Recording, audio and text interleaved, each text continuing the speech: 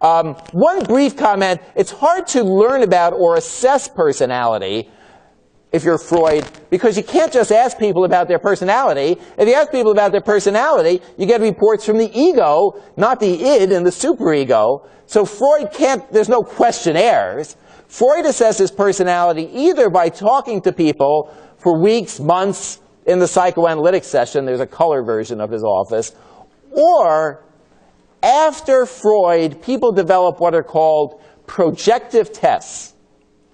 Projective tests, which are also part of a society, things that look like that.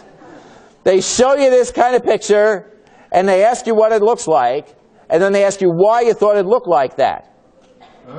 Yes, yes, enough of that. The idea is that the picture is so ambiguous that the only way to answer it is by, in a sense, projecting whatever you may think of. Let's go around the room. Is projecting some of your own personality into the test. Historically, except for intelligence tests, these are the most famous tests devised in psychology. They work remarkably badly, frankly. From one day to the next, people may give different answers, depending upon if they're in a good mood that day or what pops into mind. You have to interpret what people say, and different psychologists may differ in their interpretations. These are nothing like a blood pressure test where you just look at the number. The predictive value of these tests is not that great.